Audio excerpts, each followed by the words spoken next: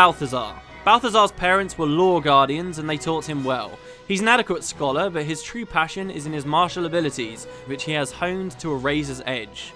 I find his fascination with power and combat distressing, and I can only ponder the origins of his inner rage.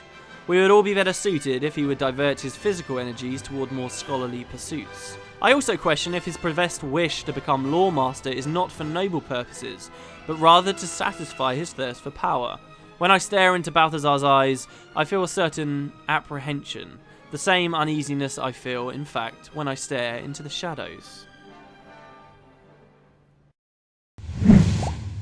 Hello everybody, and welcome to the finale of Azurik, Rise of Perathia. To all of you who only saw episode 1 and skipped to the end, shame on you. Joke's on you, I guess, because the Death Realm, which is where we currently are, is probably not one of the best areas in the game, so you've sort of skipped past a lot of stuff. But to everyone else, hello! A little bit of a recap of what's been going on. Basically, Balthazar, the big bad guy who was responsible, who's possessed by the Death Guardian, and was responsible for the destruction of the discs, has been bested in many ways. We have reassembled all 5 of the discs. The final disc, the Death Disc, is still out of place, and we have travelled to the Death Realm to recover it. However, just as we were about to take it, the Death Guardian was going to give it over to us, and he said, look, you can have it, I'm not an evil guy, I was just using Balthazar. Balthazar killed the Death Guardian in a sudden twist of events that didn't really make very much sense for the story, and hid in this great tower before casting us into the void below. The last couple of episodes, we have been battling our way back out of the void. We have entered the tower and found the point of no return. We could go back to town right now if we hadn't already got 100% on everything, if we didn't have all the obsidians, if we didn't have all of our fuel cells complete, then we could go back at this point, but I'm basically done with the game. We have no air power at the moment, which could be dangerous, but we'll see how that goes. So yeah, we're going to be making some progress. All we have to do is complete this elevator puzzle. And see where we go from there. So, did I hit this switch first? Yeah, I did. I hit that switch last episode, didn't I? Yes. So, let's make some progress. I may have to, like, die, basically, intentionally, just so that I can get more air element back, which would truly suck, but I might not have too much of a choice. The elevator puzzle works as such. We've got 3 buttons on the elevator that we can press, and each button will take us to one location. That location is represented by a glowing orb. So we press the green button, we're going to go to that green glowing room that we can currently see here. Our eventual goal is to go into that circular area. I'm going to turn off my elements here. That circular area in the very middle of the tower. But that's going to be kind of tricky to do. It's really tricky to do, actually, to tell you the truth. We're currently at blue. I'm now going to go to red. I've got a notepad file open on the right of my screen right now. And this wasn't very far away at all, as you can see. I've got a notepad file open just so that I can see what colours I need to press and at what size. Because I'm sure I'm going to mess this up at some point. Here you can see we have got another button. And don't those crystals look like Crash Bandicoot crystals? Don't they? Man, that makes me think of Crash Bandicoot, especially Crash Bandicoot 3 Warped. Anyway, we need a key for this one this time. No worries though, it's not difficult. Most of these floors are self-contained. And there's more of these skull things flying around out there. They're self-contained little things that we need to deal with. So here we got some Diluvian Stalkers that is going to just take a year to kill, so I'm actually going to ignore. Why are they going to take a year to kill? Because we can't use Whirlwind at the moment, because we don't have any air element, which sucks. Anyway, collect that key between those acid blocks. At least we could break our way through those and progress your way back downstairs. I'm going to leave my smash shield on as well, just in case. I mean, it's obviously reducing damage I take from them, but it's not nullifying it. I know there's a way to nullify. Anyway, so like I say, very self-contained little things, quite easy to deal with. So we'll hit X here, and this is going to move the green dot from that room to that room. So, what do you say we go back onto the elevator and hit green again? And you'll notice last episode we were in one of these rectangular looking rooms. They're actually all identical, pretty much identical, except the location of the switch in them. So it's going to feel like you keep going back in the same room, but it's actually a different one on a different location of the tower. And when I said that, I still feel it's quite phenomenal about the way they designed this. This is all real. Where we started this episode, if you look at the tower, you'll see the outside of all of these chambers. Like, there's no trickery here. The tower is set up in this way, and I really, really enjoy that. This time we need to go to the 2nd floor, not the 3rd floor, to hit the switch. But it's hidden in a really trollish location. Really trollish. I'll show you. As long as these catalysts leave. And again, we can't kill the catalysts because, hey, we don't... Catalysts do drop air element, so maybe I should kill them. I think that would be wise, actually. Let's kill this little bot here, shall we? At least get a little bit of health. And we'll use water, I suppose, just to kill the catalyst. They won't die quick, but they will die. So we'll just knock him away there. There's one attack I haven't been able to show you guys throughout the course of this LP. Yeah, there we go. We got some air element from him. And that attack is when Azurik's surrounded, it's like a combo attack where he does the 3-strike jab, and then he throws his axiom in the air and spins it around, much like when you pop the big power where he triggers all elements at once. So there is that, and I've just not been able to show it, and there is no reasonable way for me to demo it to you, sadly. So just know that it exists, and maybe I could cut in footage on the screen right now from YouTube of it happening. Anyway, as I say, there is a switch on the second floor. Where is it, you might ask? On my test file, it took me so long to figure out where it was. It's behind this thing. And there again, you've got a weird mask on a statue. Again, remember those masks, because that's going to be relevant right for then. Look at this. Man, it's hard. This puzzle is hard enough, let alone, you know, hiding stuff like that in horrible, childish locations like that. You can then go up to the third floor as well. It does exist. I think there's diamonds up there, which you could go for if you want. I'm not going to bother with it, though. Just going to wait for this elevator to come back and take us back down. And yeah, if you've already increased your fuel cells twice to the extent you see on my screen right now, there aren't enough gems in the game to go any higher than that. I think that's where the gem cheat code can screw you over, because you can give yourself more gems and extend them even further than you're ever meant to. That could be the problem. That could be what they're doing there. But now that we've got a little bit of air element, so this time, looking over at my notepad here, what did we just hit? We're at green, right? So we want to go back to red now. Yeah, because that's the one we just moved. And again, like this is the trickiest bit of the puzzle, what's coming up, okay? Because we need to hit the switch in this room here. The second time you go to red, you need to flip it to the left and then to the right again. You need to like double tap it. And I'm not even sure why, frankly. I'm not sure why. You also have to jump horribly over that thing to get here. Again, though, be aware that there are taculars. There's 2, and I only see 1, and that mortifies me. I'm very scared. There are taculars, so be careful of them. Don't let him knock you off. Oh, he's aggroed on me. Look how angry he looks. Oh, this game, if there's one thing that this game's really freaky about, the way they design, it's the eyes of enemies. They're like all bulging and freaky. I'm sorry to everyone last episode as well, where I was describing, you know, that eye surgery, laser eye surgery. Yeah, so we're going to hit it to the left. And then for some reason, we're going to flick it back over to the right as well. And we're going to move it from its original location back to there. So that's the goal there. I really have no idea. There's a multicolored orb here, again for fear of my game crashing because of the cheat issue. I'm not going to pick it up, but there is a multicolored orb. Okay, maybe it's not on this platform, but on one of these there's a multicolored orb. Yeah, but if you have a look here, the tower actually exists all the way down there. That's where we start. Those are the 3 rectangular rooms you can see. And we were in those. And it's just a mighty, mighty structure. And you can see everything about it all from here. It's really cool. And the little hologram perfectly resembles it. That's why there was only one tacular, because we'd already killed the other one. Right. Everything's making sense. You'll also notice, guys, that I haven't saved the game. You have to do basically this entire puzzle without saving. And if I remember correctly, we need to find a key in this room from traveling into the electric shield. And maybe we did that earlier and you guys noticed and I just didn't pick it up because I forgot that we had to do this. This is my hope anyway, and I'm not wrong about what we're doing here. Yeah, there we go. Yeah, I thought so. Okay, in this room before, this is where the really trollish one is on the second level. There's also a key in the middle, so pop your electric shield. You obviously need air element to collect that. You're going to get struck with lightning very quickly, so get the hell out of the way. And grab the key that you find there. Okay, that's what we needed. Well, that's what we needed for the key. Now where do we go? I guess back to blue. What we're going to do is hit purple now, and purple is in another one of those long bridge areas. But instead of the one we were at before, we're going to go to a totally different one. This one should have a couple of new taculars for us to fight, and that'll be the confirmation that I did it right. Yes, there you go. They're over there. That is 2 taculars. Yeah, good. And also, while I was away, I did save it. So if he runs at me, just these guys are the most dangerous thing, honestly, of this entire area. Because if they attack you side on, if the AI just gets really smart suddenly, then you're screwed. And you'll notice here, we've got some Diluvian stalkers and stuff we need to kill. Actually, loads of enemies on this plateau, and I have no idea why. I'm also really scared that I'm going to run out of element fighting them, because there's so many. Ah, there's a catalyst there as well. This would be a good time, I guess, for the big power ability. But I can't waste my element. That's the thing. It's so expensive. The giant power where you pop everything at once is really AoE control. That's what it is for this game. Alright. And also, you know how we've been getting these upgrades from our obsidians as we've been playing through the game?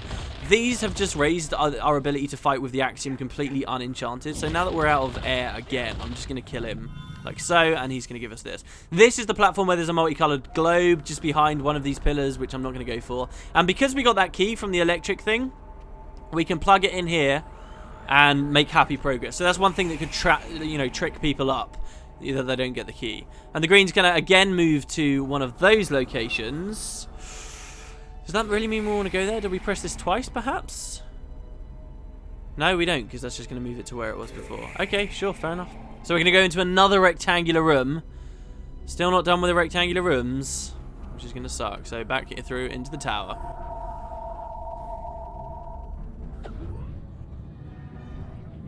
There we go. And have we seen it? We can't have seen this one so far because I haven't got this sapphire. So this is actually the last rectangular room we need to go in. Go away, you stupid bot. Ah, they're so annoying. And this is actually the best one because the switch is on the lowest floor and you can hit it straight away. So we don't actually have to worry too much. And again, that's going to move us to allow us to go to another one of those outside walkways. You can sort of see how backtracky this section is. Again, you can go up into those rooms up there. And I suppose if obsidians were in this area of the game, then, so we're going to go to green again, like green twice in a row. I suppose if obsidians were in this area of the game, then they could have hidden stuff like that up there, but they just decided to stop with the obsidians. You know how last episode I was talking about how this would like be the perfect kind of title to hide some really cool stuff in that people might still not know about? I think it would be really fantastic if they had like a hidden 101, like 101st obsidian that people just have no idea exists, and it's because only like 5 people worldwide play Azurik worldwide. Do you know what I mean? That would be perfect. Anyway, we now have enough diamonds to have extended our fuel capacity like legit, so hopefully we're not going to have any more problems. Here's the next switch. I'm just going to ignore fighting catalysts and everything and just pop it like that. And there you can see that's moved the red switch for us, which is nice. I actually really like that I could do that from that ridge. We don't have to worry about any of those areas. We're just going to shoot on ahead. See, this is terrifying because if he turns, that's there you go. Nice and careful now. Please die nice and safely, and his friend looks like he's in a pretty dangerous spot as well. But the guide I'm reading, they're just so terrifying. Look at these sodding things. Die. The guide I'm reading recommends you like aggro them all the way back into the tower every single time. And look, there would be another good place for an obsidian down on that ridge there. Be so cool. What did we just move? We moved the red switch, right? So we're going to go red. And what have we been? We've now been to the 3 rectangular rooms and all 3 of those sort of gravestone-y looking areas. And look how as it flies past, you can see these. Yeah, here we go. So now I don't want to waste any whirlwind power fighting those Diluvians, so instead we're going to hit this switch. What's behind that ice block? Is it a key? It must be a key behind the ice block. So we'll hit the switch, which is going to move green to the very top of the tower. Now, you might think that the game ends at the top of the tower, but at the same time, it sort of feels like maybe that's just where town should be at the very top. And instead, the very top of the tower is the second to last place you want to go. We're frighteningly close to the end of the game now, guys. Frighteningly close. Pop your steam, grab the key underneath. There you go. Get back onto the elevator. Also, there's this glass floor here. You are safe walking on it, but look at how crazy terrifying that is. Really weird. And that room below us, that's the final boss room, actually, that you can see down there. That's really cool. I didn't realize you could look at that. So now we want to hit green one final time. And we're going to go right to the top. So we started at the very bottom of the tower. Not this episode, you didn't see it, but last episode we were at the very bottom. And now we've come to the very top with a key in hand. I mean, it's so simple getting that key. It almost may as well not be part of the game. Also, I feel pretty good. I'm not coughing. This Let's Play has been the adventure of me, Azurik, as I played through Perathia and it cured me of my common cold. Everyone's been looking for a cure for the common cold. So we go. We're going to place this key in. We're going to hit this switch, and it moves purple from there to the very center of the tower. That room we were just looking at through the glass floor, that's the final boss room. And this is the final save point. This is it, guys. We're in the final encounter. Now, you're going to have these guys to fight in here. I would recommend you kill them to get yourself some more health. Actually, I'm going to recommend that I let myself die, because no matter what I do here, I'm not going to heal up enough to be able to survive this final boss fight. And, I don't know, should I warn you going into this? Should I warn you that it's pretty dire? So, do you remember our last fight with Balthazar? Yes, press the A button to continue your quest. Oh, I will. Do you remember our last fight with Balthazar? Lightning, we want that. It's basically the exact same mechanics, except this time he's got one more special attack, and he's a giant fuck-off spider. That's the way it works from now on. The worst thing about the Diluvians is they attack you from just out of range from your jab combo. So if there's more than one, often they'll manage to break you while you're attacking. Actually quite well done. Anyway, that's pretty good, actually. I managed to get a health pick up from both, and I didn't take any damage. Ah, and there's a third one, even better. Come here. Now, apparently there's a multicolored globe as well in Balthazar's room. Should I use... yeah, let's... Oh, no, it's too late. I was going to use my super special power on him there, just to demo it. Oh, well. Oh, no, there's one guy left. Shall we use it? No, because I'm just going to run out of element. Alright, we've ran out anyway. So one combo, we'll use our special ability. Actually get to see it used on an enemy for once in this LP. Is that going to kill him? Yeah, it did. So it does an almighty amount of damage. But now I'm out of element, which totally sucks. And I don't know whether I can kill Balthazar unless we find that multicolored orb. And then the game might crash. Oh, I don't know. I don't know. This is a pickle to be in. Whatever, we'll fight Balthazar and I'll probably die or just run out of element. So, here we go. We press the blue switch.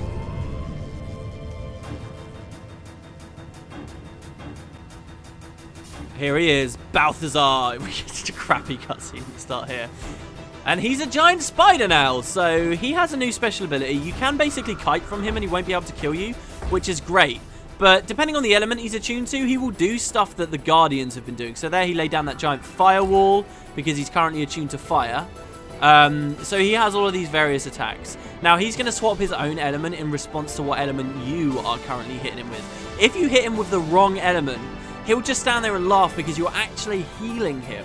Just like the elementals in the game. There's the multicolored globe. Oh, that's really cool. Just like the elementals that we fight, he gets healed. So we've now got maximum element. Hopefully this doesn't crash my game out. And we are going to start laying into him. Give yourself a shield. Any shield you may pick. I'm going to go with electric. Or should I go with water? I don't know. Let's go with an ice shield because ice is just badass. And basically, same kind of tactic as before, guys. Keep swapping your element. Don't give him time to react. And every now and then he's going to jump across like that and do damage to you. Now, I'll tell you, actually, the best shield for this fight is Smash. Because that attack he does when he jumps and creates the shockwave, you're meant to jump over it so that you don't take damage, but it's actually of the Smash element. So if you don't manage to jump, and yet you have a Smash shield up, you'll actually be safe. So you can keep just whacking Balthazar here, basically. I'm going to sack loads of my air element, basically. Because I feel like if I do that... Oh, it's going to take so long because of our obsidian power-up. Oh, he's just cast his fire here. This is ridiculous. Look at my screen right now. Wow. Okay, never mind. We won't try and sack that. Balthazar, there you are. What other attacks? I feel like I've got a demo basically every single element here because this is it. I mean, I don't know. It's like I said to you guys when we were in the air realm. I saw comments on a YouTube video back then about how, you know, people were saying, oh, this is one of the worst boss fights at the end of a game ever. And it's clearly placeholder. You can't get around it. And I don't think it's too good. The final cutscene and credit sequence at least is pretty good. And we're doing really well fighting him, I've got to say at the moment. Usually he's done way more damage to me than normal. And he will kite from you as well, which I think is pretty cool. He'll kite basically until he's cornered, and then he'll jump away and use that opportunity to swap element like so. But if you can keep close to him as much as possible, so we'll swap to acid here, and then fire again, and he'll probably swap now to fire, but we can go back to water. Or whirlwind. Let's go whirlwind. We haven't shown that much. And electric. Why not electric? Electric is definitely the best attack. So cool. We're getting up to the end here, guys. This is the very end, so he's probably going to be dead in just a few attacks here. Go back to our shield. I love how now, because we have 100 obsidians, my elements just don't go down at all. It's so good. Such a rewarding upgrade. Come on, Balthazar. You know you're ready to die. He's actually surviving a lot longer than I thought. Oh, let's kill him with steam. That was our first, like, combo power that we ever got. So, yeah, come back here, you stupid Spider-Man. Let's use some different attacks. Let's use our roll. Roll away from the attacks that he uses. So there you can see he's actually on ice at the moment, trying to freeze us. Oh yeah, he's red, so that's healing him. That means it's going to take me longer to kill him now because I've been stupidly healing him up. Oh no, and now I'm getting low on health. Oh no, this isn't good.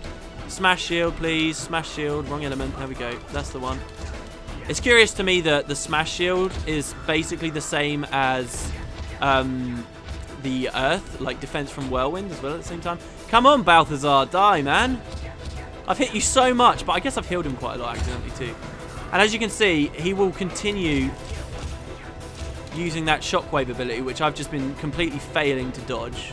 We'll go back to acid. He'll probably swap. There we go. So we'll go back to water. There we go. That's the final boss fight complete. My controller's vibrating like mad. I hope you guys enjoy the final cutscene. I will talk to you again during the credits. Rest assured, Azurik, that your defeat will yet belong to me.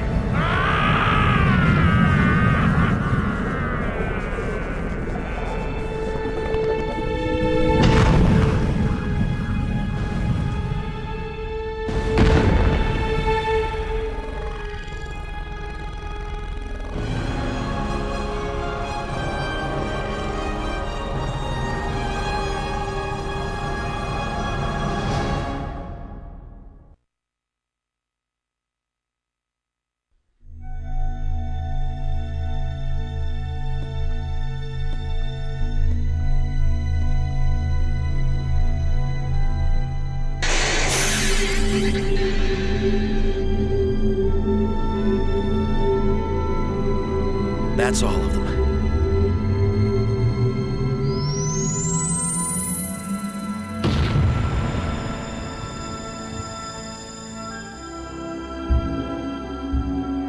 Oh, and it's so pretty, man. And you just know this is all in-engine. Random villager man. Azurik, save us! You know, he looks up.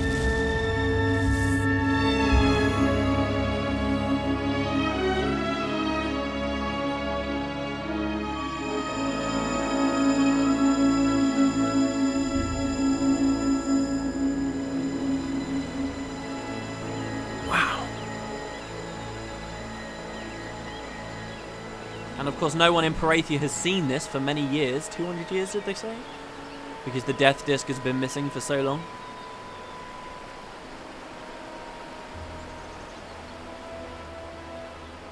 Azurik, you have done well. By restoring the discs to their proper place, Perathia and its people are safe. Order has risen above the chaos that resulted from the scattering of the discs. The elemental balance has been returned to Perathia. There's a lot of small things you'll catch here, like there's an oracle in a different place in the water realm, and they show trees growing in the earth realm there. The life realm isn't really very different, but here, even the death realm gets a bit of an update.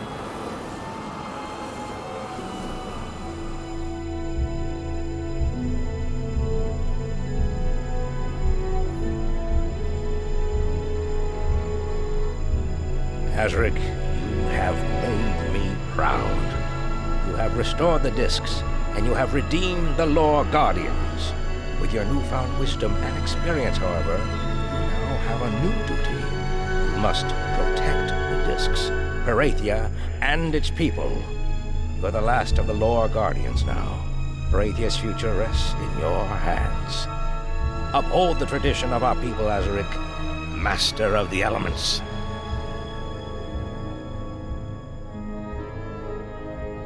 And it's like lagging really bad. I don't know why. Jesus. But yeah, Azurik's job becomes very boring after that. And now we get a really interesting scene. It's like a post-credit scene, but it's before the credits, where we see Balthazar. Remember this mask I was talking to you guys about? It looks like they had an idea for a sequel. What the hell it was, I have no idea, and we'll never know. But check this out. This is bizarre.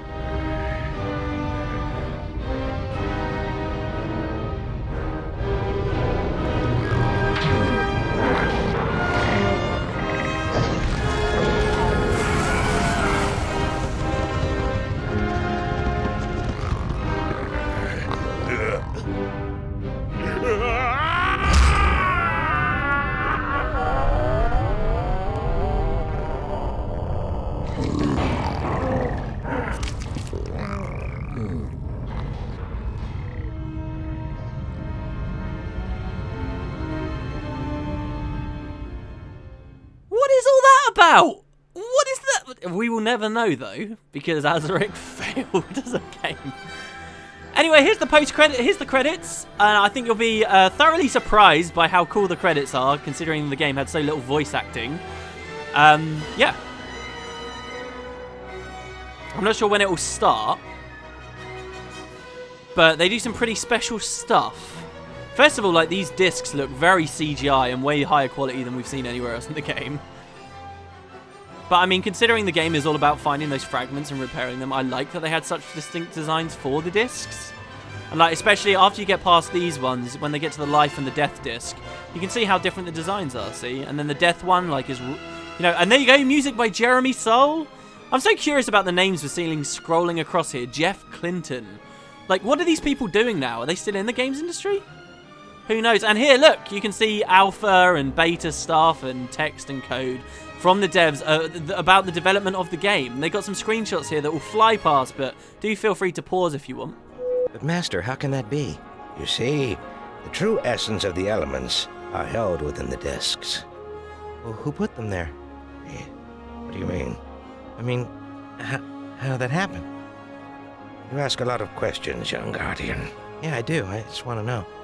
Well, it was like that when I got here. I think, there was an old man named Shumleva. Huh? Shumleva put him there. Are you kidding? No, I'm not kidding. He put them there. And I asked my master, whose name was, who put them there, and he said it was Balthazar. Nobody knows anything, do they? Not really. We just like to fight. We're not thinkers, young Guardian. We are fighters. If you want to think, then go to the land of Hunkingshaw. Wow. Wow, these lands. They're hard to pronounce. That is why I am the master. Only I can pronounce these names. Really? Oh, yes. Yes. Anyway, the essence of the elements is held in the discs. Did I say that? You said that already. Yeah, I did.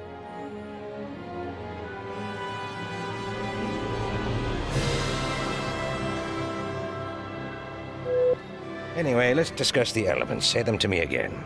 Air, fire, water, Come on.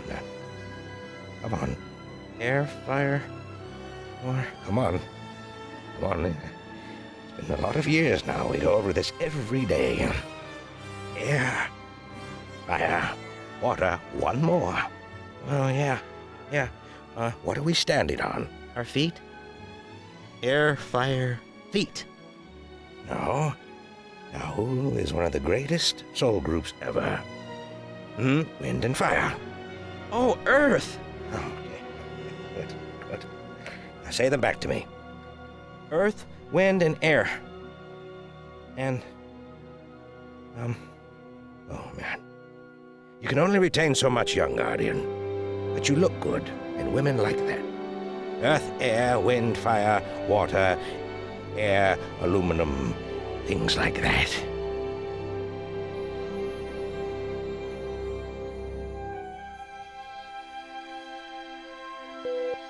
Anyway, young Guardian. what about my parents? Man. Oh, your parents, that's a very sad story. Well, Well, they lived in a trailer park over in Perathia. wow. What? Dang. And? That's all. He lived in a trailer park, and Oh, wow. kind of boring, actually. Really? Yeah. I thought it was a prince or something. No, you a prince? Oh, man, you crack me up. No, you aren't no damn prince. I am the prince, hell.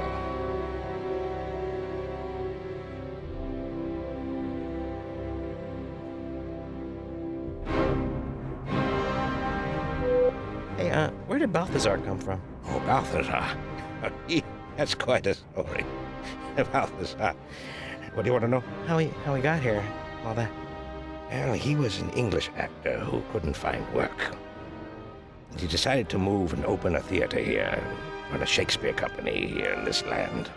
But who the hell wants to see Shakespeare? The fire people didn't, and the only one who wanted to see it was that big guy who goes, roar! He loves Shakespeare. But all Balthazar did was monologues, so I taught him how to fight, because he kept getting his ass kicked in the alley. You know, actors can't fight.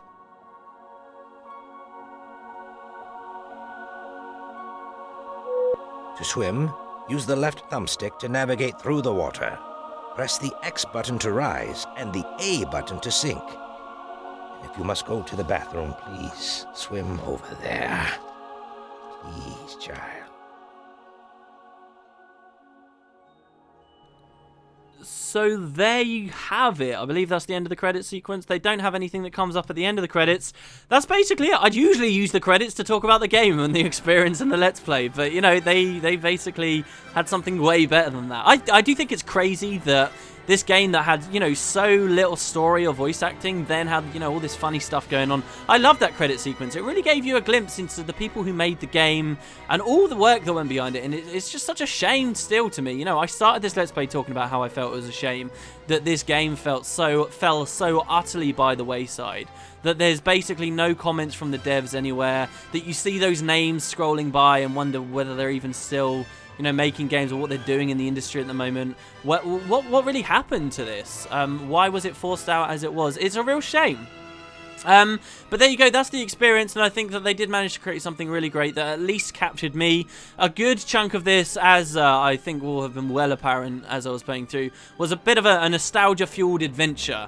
But even once the nostalgia went away, because I was playing stuff that I hadn't even completed when I was younger, I still really appreciated what the game had to offer. I think some of it was poorly done, and I think towards the end, definitely, a lot of it got kind of, you know, iffy around the Death Realm. And anyway, thanks very much for sharing in this part of my my gaming history, I suppose. I do want to do more games like this, but we'll have to see. This definitely wasn't a project, you know, meant to grow my channel or anything like this. It's just been a bit of a passion project of mine, something I've wanted to share with you all about, you know, a part of my life when it comes to games, and it's been great. It really has. So thank you very much for watching Azurik, Rise of Perathia, guys. Hope you have a wonderful day, and I'll see you next time.